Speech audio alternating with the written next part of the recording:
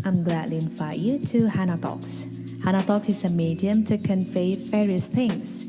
We walk through light discussion with various figures and walk with you to explore the extraordinary that you never imagined. So come on and stay there because you will regret losing a great part of our awesome journey. Just relax and enjoy the show.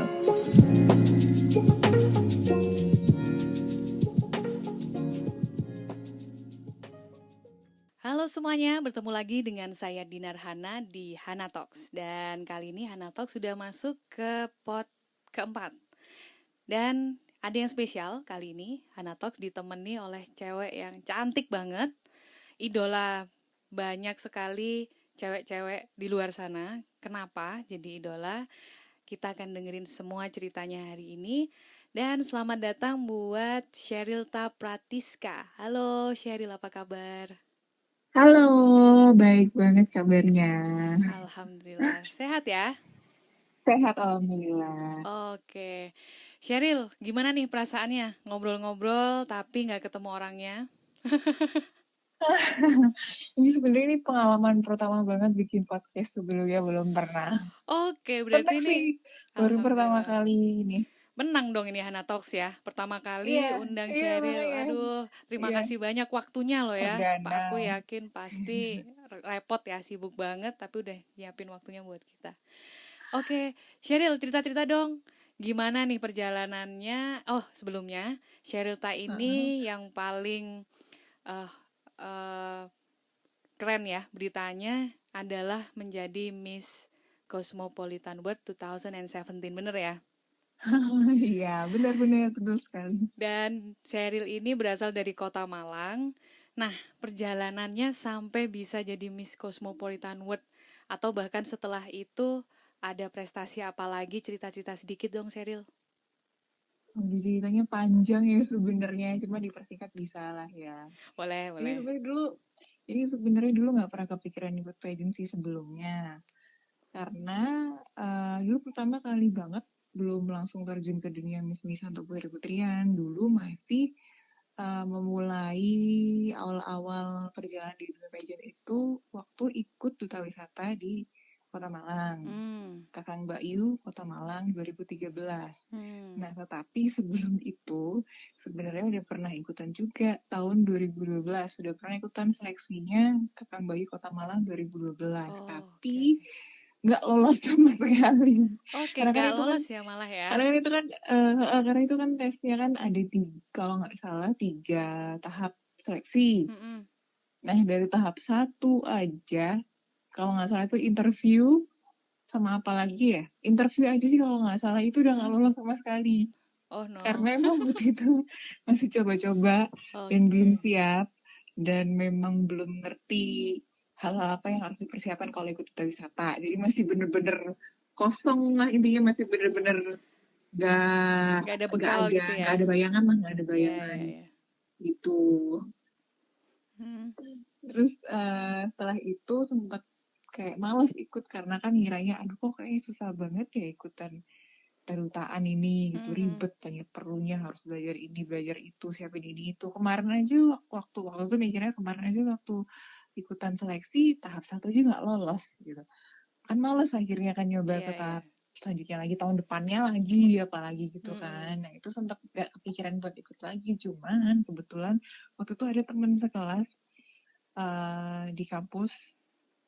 Nah dia kebetulan tertarik untuk ikut Kakang Bayu dan dia tahu kalau tahun kemarinnya aku ikut gitu. Terus dia kayak inisiatif buat ngajakin lagi gitu, ayo ikut yuk biar aku ada temennya gitu. Kebetulan temen aku ini cowok. Tuh ayo ikut yuk biar ada temennya gitu kan. Karena kan dia ceritanya kayak nggak mau datang sendiri lah gitu loh, ada temennya lah pokoknya gitu.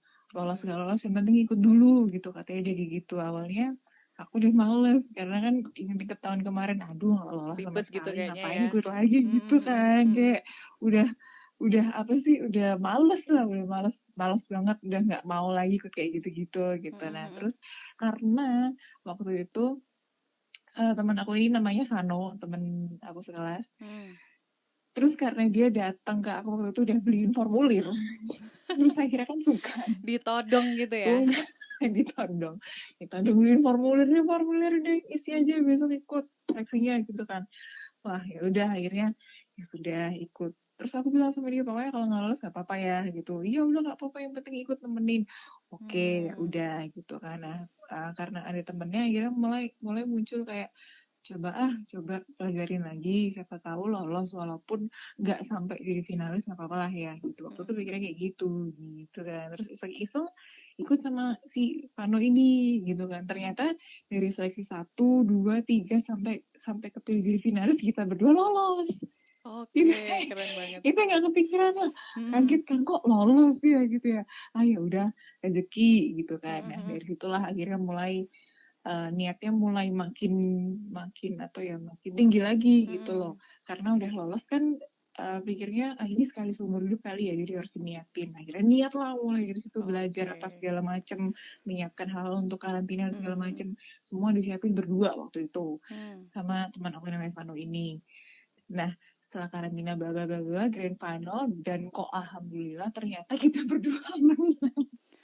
Jadi Oke, dua-duanya jadi pasangan juaranya ya? gitu. Jadi Oke. pemenangnya Kakang Bali 2013.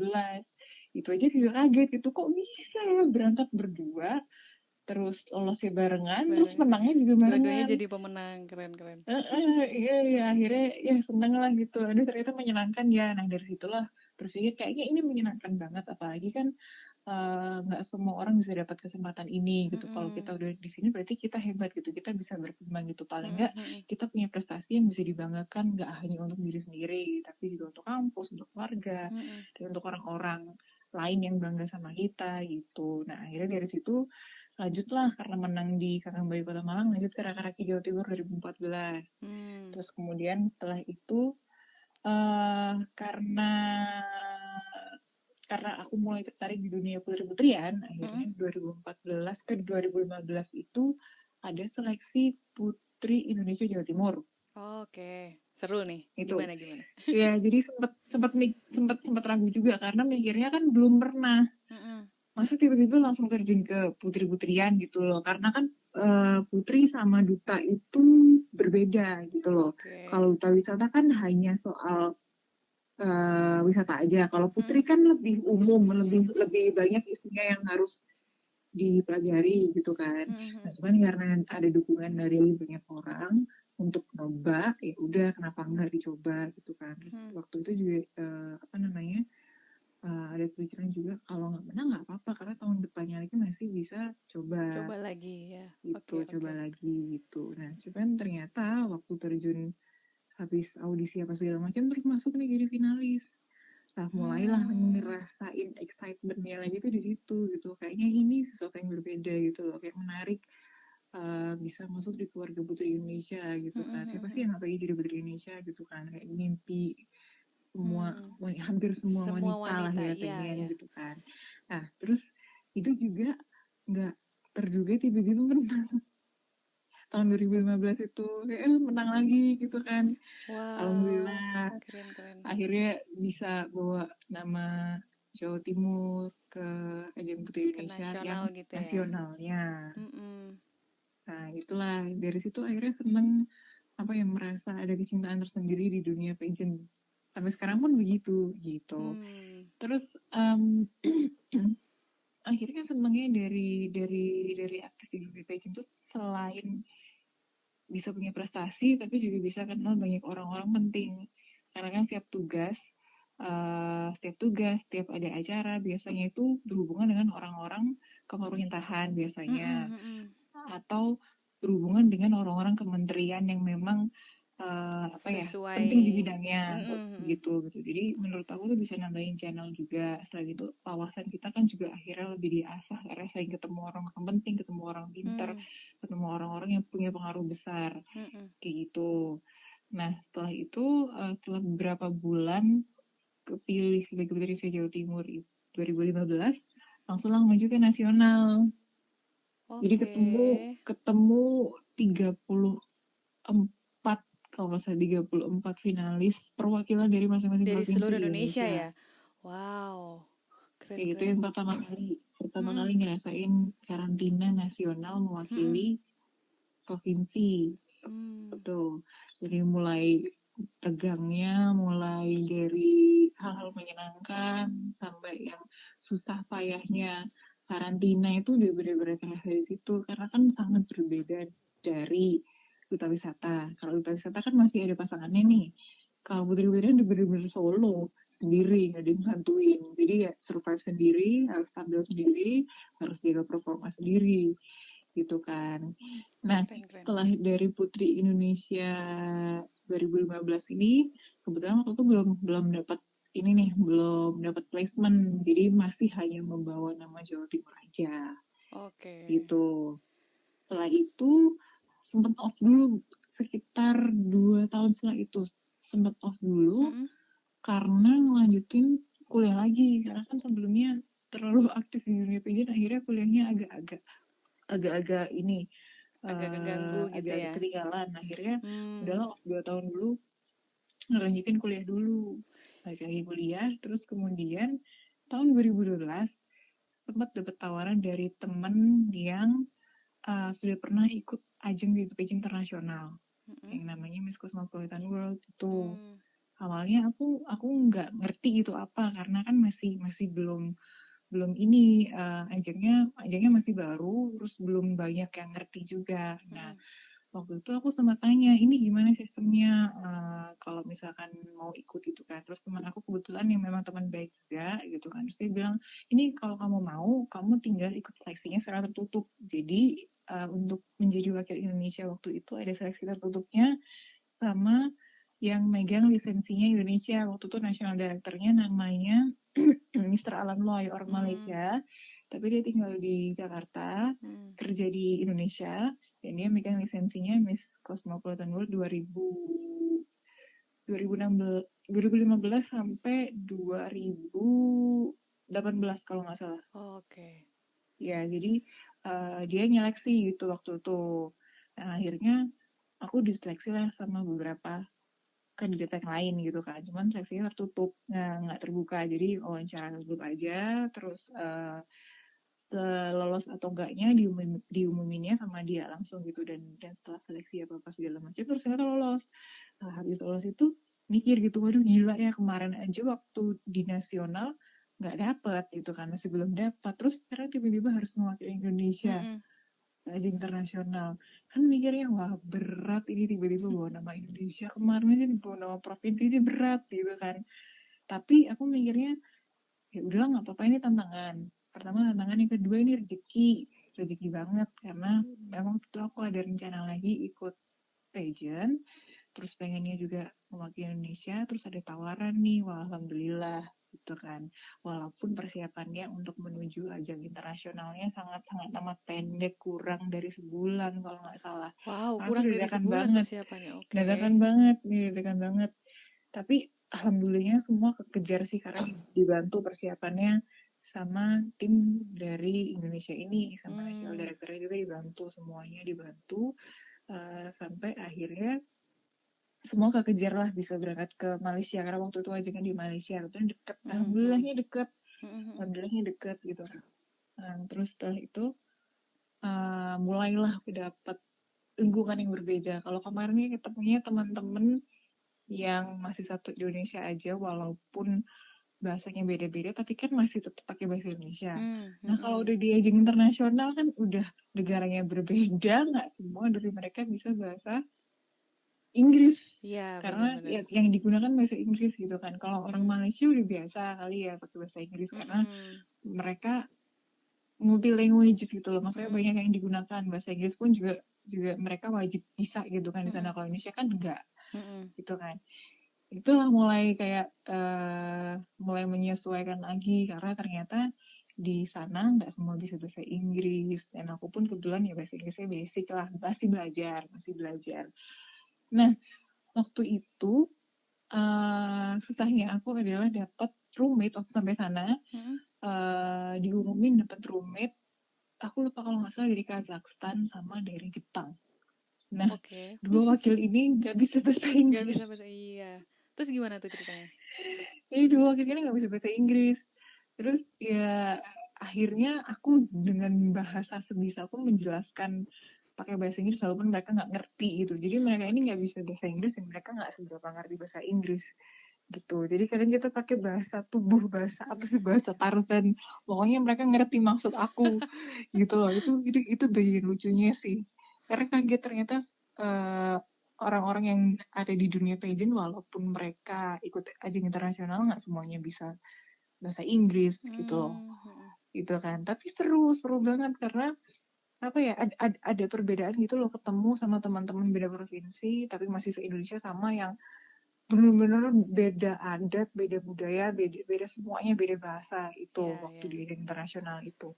Seru sih. Terus juga kebetulan nggak ada pressure yang kayak gimana-gimana gitu. Maksudnya nggak ada yang menekan harus menang atau apa gitu, nggak ada gitu. Jadi waktu itu alhamdulillah lingkungan sangat suportif gitu loh. Pokoknya berjuang di sana, hasilnya kayak gimana itu urusan belakangan. Yang penting tampilkan yang terbaik, karena sekarang lagi mewakili Indonesia nih, karena sekarang nggak bawa nama sendiri.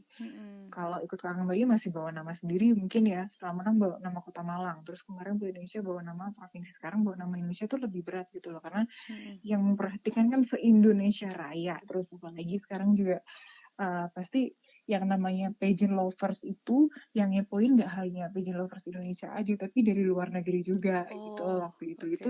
Itu yang lumayan bikin ini sih, bikin agak-agak tegang, maksudnya bukan tegang, agak-agak harus apa dijaga ya, gitu ya. worry gitu, kayak mikir aduh gimana ya nanti kalau mereka komennya nggak sempet ada kepikiran kayak gitu. Cuman aku balik lagi mikirnya yang penting aku di sana make friends, terus yang penting I'm doing my best gitu kan. Yang penting aku di sana mempersembahkan yang terbaik, terus aku bener-bener apa ya, stabil lah di sana intinya. Karena kan karantina yang di nasional sama di internasional tuh beda banget. Kalau di internasional kan dia lebih lama jangka waktunya. Waktu itu kalau di nasional itu kalau nggak salah 2 minggu, kalau di internasional ini 2 minggu lebih. Dan dia ada turnya juga keliling. Ada turnya keliling, jadi lebih menyita tenaga, pikiran dan segala macam tuh lebih kekuras gitu loh. Iya, situ, dan gitu. setiap hari harus fresh gitu ya sepanjang hari. Setiap hari bangun tidur yang itu harus udah full makeup. Yang makeupnya tuh harus awet sampai malam, karena kegiatan selalu sampai malam, pasti sampai malam. Keren. Terus atribut apa aja nih yang didapat di Miss Cosmopolitan World? Nah itu sebentar aku sampai lupa. Kalau nggak salah nih Banyak ada dong kalau sampai lupa. 1, 2, 3. Ini beberapa itu dapat atributnya dari sponsor. Jadi ada beberapa sponsor yang ngasih challenge untuk mendapatkan gelar tersebut gitu. Terus kebetulan waktu itu aku dapat, lupa deh, yang aku inget tuh satu dapat atribut dari sponsor perhiasan. Terus satu lagi dapat atribut dari sponsor kalau nggak salah alat kesehatan. Itu yang jadi hadiah juga. Terus yang satunya lagi, ini yang paling epic sih, ini yang paling ditunggu-tunggu sama PJ Lovers Indonesia, dapat Best National Costume. Wow, keren Alhamdulillah. banget. Iya, seneng banget. Iya, waktu itu yang bikinin national costume aku itu orang Bali. Jadi kita seneng banget waktu itu karena Indonesia bisa dapat Best National Costume daripada yang lain-lain kan, berarti kan keren nih kan. Berarti Indonesia udah terkenal banget bahwa kostumnya itu mesti keren gitu kan, ngalahin yang lain-lain. Padahal negara lain juga kostumnya pada keren-keren gitu kan. Nggak nyangka ternyata seunik itu budaya yang kita bawakan dari kostum itu di mata orang-orang gitu loh, di mata apa ya, di kancah internasional tuh sekeren itu mereka memandangnya. Tapi nggak terlepas juga dari siapa yang bawain kostumnya dong. Gimana? Nggak terlepas juga dari siapa yang bawain kostumnya. Ya itu juga tergantung sama itu hanya eksekusi akhir sih kalau menurut aku. Yang terpenting adalah seninya dari pesan yang disampaikan dari kostumnya itu gitu. Yang berhias sih yang bikin kostum kalau kata aku sih ya, Kak. Soalnya apa ya? Ya kan bikin kostum itu butuh tenaga, butuh pikiran, terus butuh apa ya, bisa menjelaskan maknanya dari kostumnya itu. Dan nggak semua orang juga bisa bikin banget. kan ya. harus ada pengalaman, pemahaman yang dalam Harus ada juga. ya, betul. Karena kan pasti ada pesan yang disampaikan, ada arti-artinya Yes. apa waktu itu. Jadi seneng banget itu. Ya, waktu grand finalnya itu, waktu diumumkan dapat 3 atribut itu udah senang. Udah senang gitu, udah alhamdulillah gitu kan. Nah, setelah pengumuman 3 atribut itu ternyata ada Q&A nih.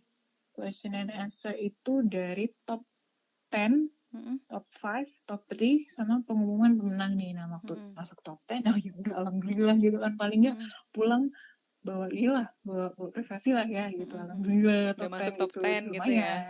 Lumayan. Terus habis top 10, lanjut lagi masuk top 5. Waduh gitu, tambah seneng gitu kan. Cuman udah bener-bener nothing tulus gitu loh. Karena udah dapet top 5 itu udah seneng banget gitu loh. Bawa nama Indonesia masuk ke top 5 tuh seneng. Karena yang tahun lalu prestasinya dia masuk top 5 juga, juara 4. Jadi paling nggak aku bisa mempertahankan placement nih. Udah masuk top 5 juga, seneng gitu kan. Lanjutlah pertanyaan untuk top 3. Kok ternyata masuk lagi? Wow. Keren. Itu yang nggak nyangka, gila ya aku bisa sampai top 3, sampai kaget gitu. Serius ini aku sampai di top 3 gitu kan. Udahlah dari situ pokoknya bener-bener mikirnya yang penting aku di sini menjawab pertanyaan dengan baik, tampil dengan baik, urusan nanti juara berapa nggak apa-apa gitu kan, semaksimal terima mungkin aja gitu ya. kan. Udah sampai pengumuman 3 besar waktu itu, yang 3 besar ada Myanmar, satu lagi Trinidad kalau nggak salah, sama Indonesia. Indonesianya aku gitu kan.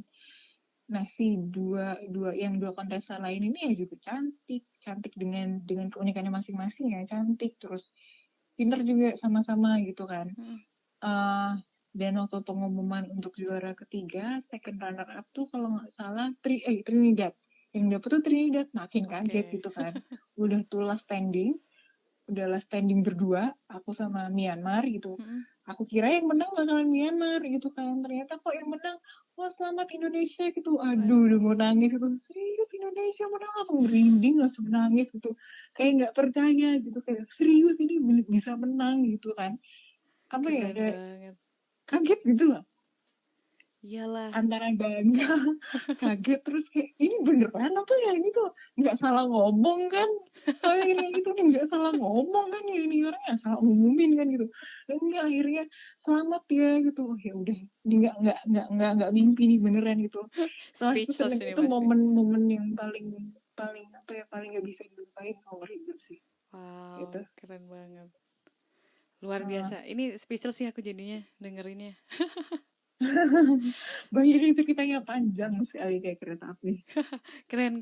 Terus ini kan kita udah sampai nih di ceritanya Sheryl di ajang internasional. Terus ada nggak sih sesuatu yang sudah atau mungkin masih ingin Sheryl tunjukkan sebagai representasi Indonesia di mata dunia?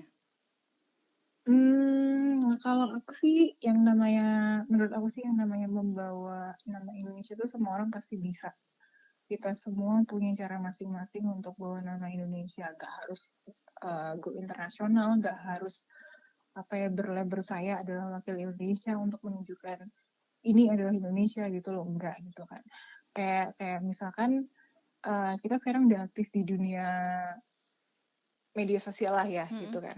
Banyak kegiatan sosial yang dilakukan oleh anak-anak pemuda-mudi Indonesia yang dia itu nggak hanya engage orang-orang di Indonesia, tapi juga melibatkan orang-orang di luar gitu loh. Kayak misalkan mereka kerjasama dengan organisasi internasional untuk bikin gerakan sesuatu apalah kayak gitu. Mungkin terkait dengan corona yang lagi marak sekali ini gitu kan. Nah, mereka punya cara sendiri-sendiri untuk membawa nama Indonesia gitu loh. Dengan mereka punya kegiatan positif, itu menurut aku udah sangat bisa membanggakan Indonesia sih, karena orang maksudnya orang lain akan mengerti, oh ini orang Indonesia ternyata punya kesadaran sosial atau ternyata punya inisiatif untuk bikin gerakan yang luar biasa ya gitu. Jadi menurut aku nggak harus dari dunia pageant aja gitu loh, banyak hal lain, misalkan ikut olimpiade atau misalkan ikut ajang tertentu, entah itu berhubungan dengan seni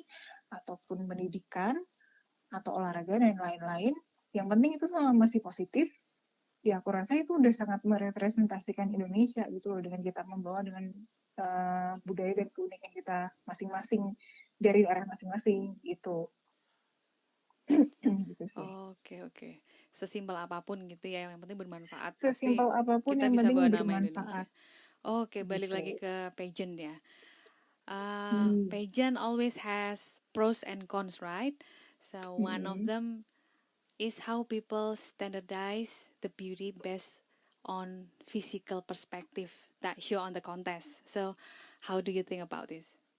Oke, ini sering banget ditanyain. Nah, kalau menurut aku sendiri, seseorang kalau ikut udah terjun di dunia pageant, mau itu duta wisata, duta apapun, atau putri apapun, miss apapun, biasanya itu pasti ada syaratnya berpenampilan menarik.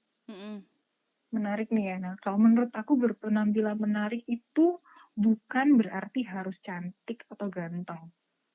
Atau sekarang in this case bahas perkara ikut beauty pageant. Cewek kan ya, harus cantik. Berpenampilan menarik kan bukan harus cantik gitu kan.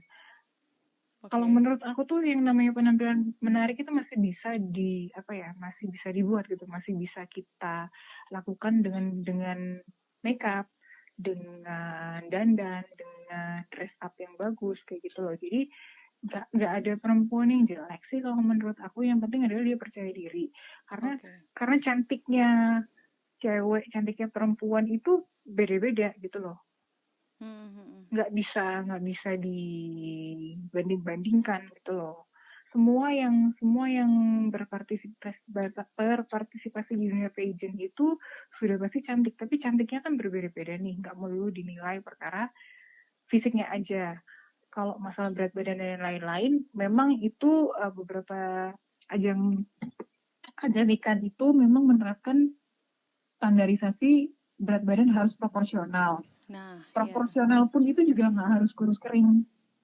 Itu kalau menurut aku ya, karena pengalaman aku sendiri setelah aku terjun ke ajang nasional internasional, nggak semuanya kok yang memang harus kurus kering tinggi kayak Barbie kayak gitu, enggak kok gitu loh. Karena mereka punya definisi cantik sendiri gitu loh, dan mereka tidak memaksakan diri mereka untuk menyamakan dengan standar yang orang-orang bikin yang cantik harus putih, tinggi dan segala macam. Nggak seperti itu gitu loh. Justru itulah misi yang kita bawa, menunjukkan kepada orang-orang bahwa cantik itu unik gitu. Kita datang dari berbagai macam provinsi, datang dari berbagai macam negara dengan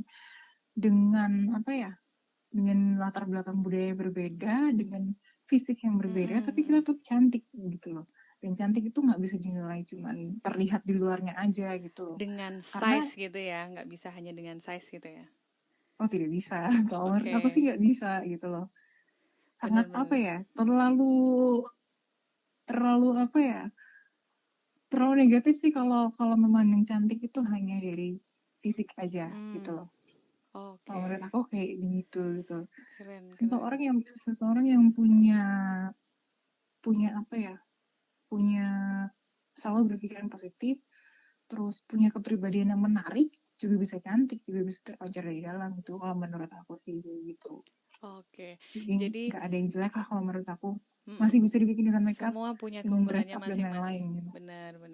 Nah, ini dengan adanya pageant atau kontes miss dan lain sebagainya atau duta-duta, ini kan seolah-olah kita itu diarahkan untuk mempunyai standar kecantikan seperti itu. Ya kan?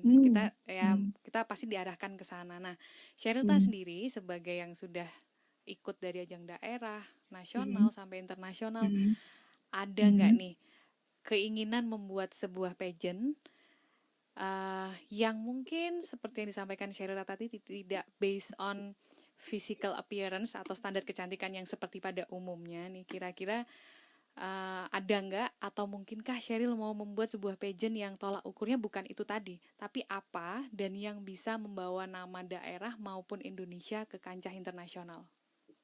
Waduh, kalau itu udah berat sih ya. Berat ya. berat karena karena bikin sebuah organisasi, yayasan, dan sebuah ajang, baik itu mau ajang dalam tingkat kota, provinsi, nasional atau internasional tuh bukan sebuah tugas yang ringan gitu. Itu berat banget, tanggung jawabnya juga besar gitu loh, karena kan harus ada visi misinya, harus ada outcome-nya, harus ada apa ya, harus ada kerja nyatanya gitu loh dari situ. Itu menurut aku masih belum mampu gitu, ilmu aku belum nyampe lah gitu, belum ada ilmu sampai sebanyak itu. Mungkin Aduh, kalau seorang Sheryl teman-teman bilang aku belum yang lain mampu. merasa sudah punya capability untuk membuat aja, ya monggo ya alhamdulillah. Tapi kalau aku sendiri sih merasa kayaknya ilmu aku belum cukup gitu loh, masih banyak yang harus aku pelajarin Oke. gitu Atau ya. mungkin Selama aku ada masih bisa berbagi sama teman-teman, misalkan ada yang ingin terjun ke beauty pageant atau yang lain-lain, ya bisa-bisa aja, boleh-boleh aja, ya misalkan mau lebih ke sharing, mau tanya, supporting gitu ya. monggo.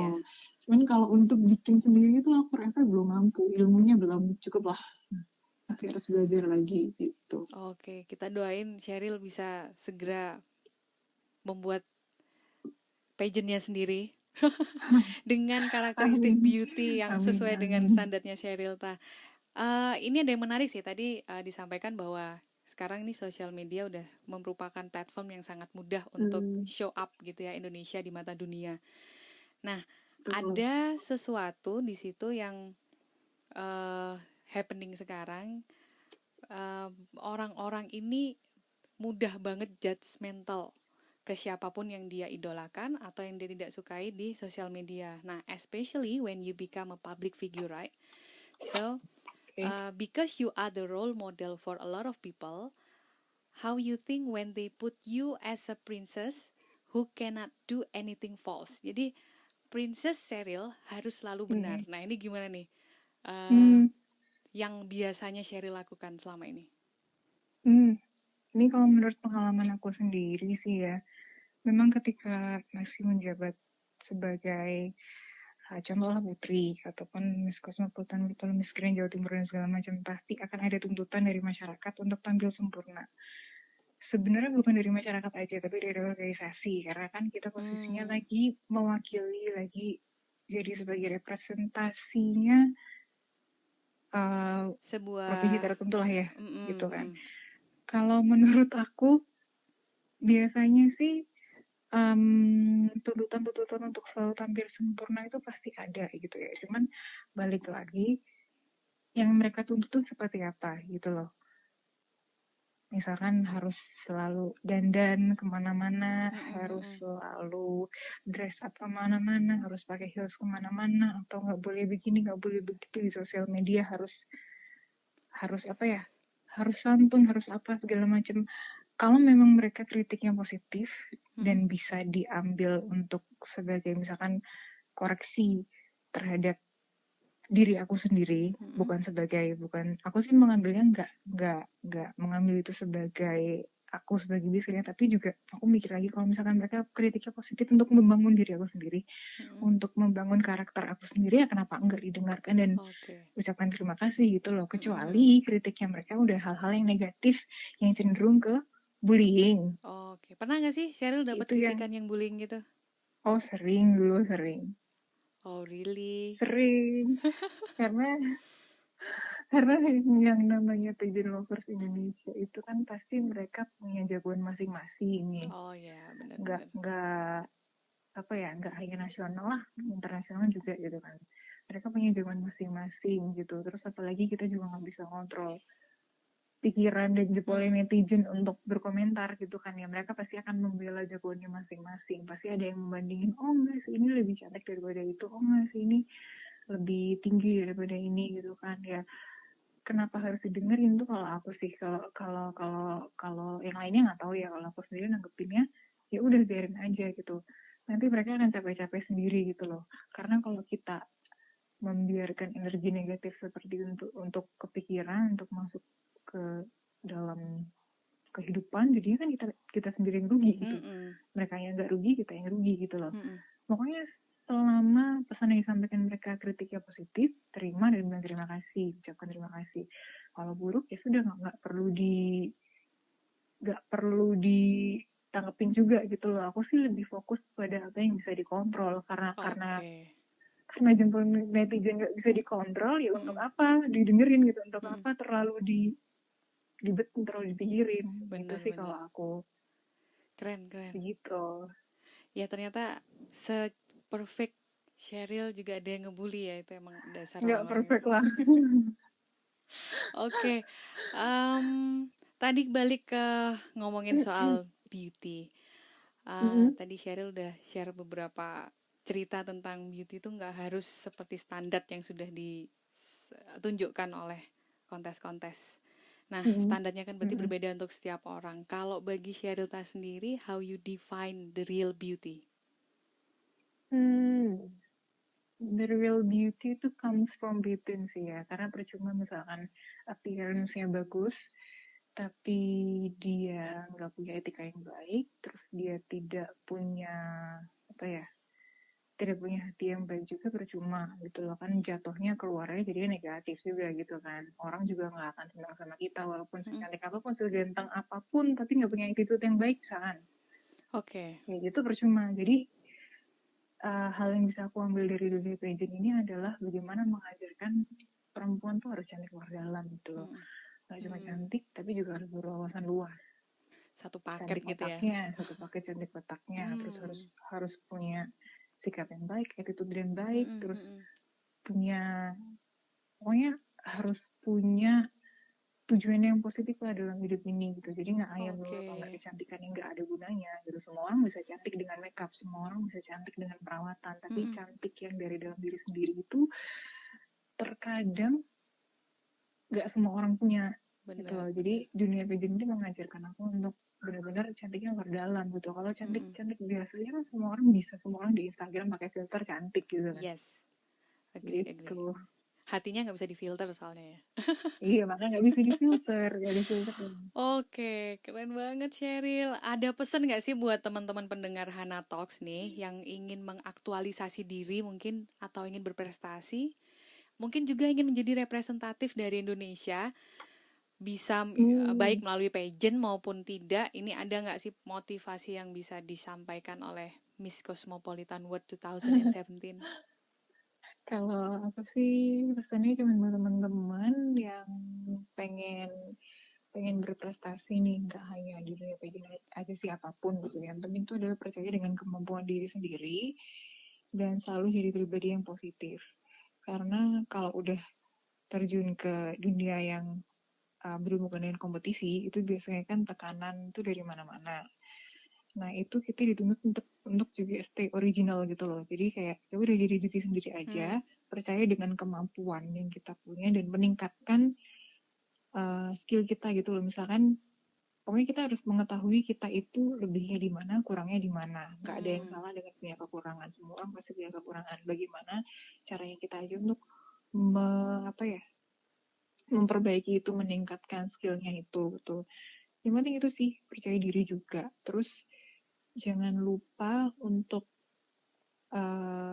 tetap jadi diri sendiri tuh, dia yang kayak aku bilang, semangat terus, karena sekarang banyak banget cara untuk punya prestasi gitu loh. Yang penting kita mau berusaha itu pasti ada aja caranya gitu, sesuai dengan bidang masing-masing sih gitu. Selalu percaya diri, terus selalu motivasi diri untuk berkarya gitu ya Sheryl ya. Iya, percaya sama kemampuan diri sendiri gitu. Karena yang sering aku bukan sering alamin sih, cuman sering beberapa kali sharing sama teman-teman gitu kan, kalau udah terjun ke suatu kompetisi pasti ada rasa membandingkan diri dengan orang lain, dengan kontestan lain gitu. Karena itu sebenarnya nggak boleh gitu loh. Bukan berarti kita nggak waspada sama kontestan lain, enggak, tapi bagaimana jaga diri, jaga mood untuk tetap percaya bahwa kita bisa melakukan yang terbaik. Urusan menang kalah itu urusan belakangan gitu lah. Itu kan juga biasanya kan tergantung faktor lucknya orang masing-masing, tergantung rezekinya orang masing-masing, kalau menurut aku gitu kan ya. Yang penting usaha dulu aja gitu lah. Selama itu positif, lakukan gitu. Selama itu bisa menginspirasi orang lain, ya lakukan gitu. Keren. Oke, jadi tadi dari semua perjalanannya Sheryl nih ya, ini kan dapat Kakang Bakyu, kemudian Putri Jawa Timur, dan mungkin ajang-ajang lain sampai kemarin tahun 2017 yang sangat membanggakan. Paling tidak ada penilaian tersendiri untuk Sheryl bahwa Sheryl Ta ini termasuk perempuan yang cantik sesuai standar-standar yang sudah diberlakukan ini ya. Penilaian-penilaian itu. Ini Sulit. beneran. Berarti kan ada yang berbeda nih dalam diri seorang Sheryl. Kemudian Apa yang ya? pengen ini serius. Dan yang pengen kita tahu itu menurut Sheryl Ta sendiri ya. Iya. What makes Sheryl Ta really beautiful as a woman? Aduh. Terus something that other woman doesn't have. Jadi pasti punya sesuatu yang berbeda, value yang berbeda dari wanita lain.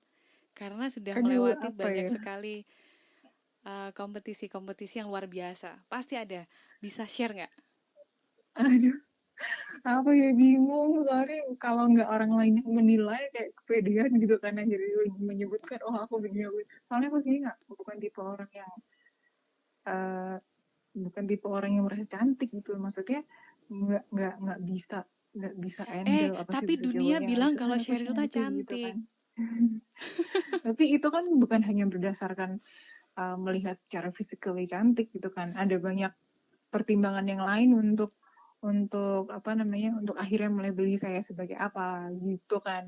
Kalau menurut aku Iya, sih kalau pemenang Miss Cosmopolitan World pasti cantik keluar dalam, itu udah pasti labelnya. amin lah ya, amin. Ya kalau menurut aku sih itu aja, jadi pribadi yang unik gitu loh. Jangan copy paste dari orang lain gitu loh. Jadi diri sendiri aja, pasti orang lain juga bisa lihat kok kamu berbeda. Kalau kata aku gitu sih. Nggak ngerti soalnya. Bingung juga. Bukan juri soalnya. Keren. Ya, jadi diri sendiri dan menjadi pribadi yang unik tadi ya. Mungkin itu memang yang dilihat oleh semua orang, entah dari pageant lover, entah dari konsep-konsep kontes-kontes kecantikan ya. Memang ya aku yakin ada sesuatu yang unik dari Sheryl gitu ya. Keren banget, ya Allah. Oke, terima kasih banyak Sheryl. Ini sampai kehabisan pertanyaan karena dari awal tadi udah menikmati banget ceritanya. Dan panjang ceritanya. ini keren banget. Ini aku yakin sangat menginspirasi teman-teman muda di sana. Amin. Dapat insight yang banyak, perjuangannya seperti apa dari yang memulai untuk coba-coba akhirnya down ya, akhirnya dicoba lagi dan jadi keterusan. Ini luar biasa, keren banget. Dan semoga Hana Talks dapat kesempatan lagi nanti buat ngobrol lebih panjang, lebih intim gitu ya sama Sheryl di lain waktu. Oh boleh dengan senang Ditunggu prestasi-prestasinya yang luar biasa. Siap. Dan jangan lupa untuk selalu share ke teman-teman ya. Siap. Keren banget, terima kasih Sheryl, sampai ketemu. Dan buat pendengar Hana Talks semuanya, kita akan ketemu lagi di pod selanjutnya. Tetap di platform kita di YouTube dan Spotify. See you.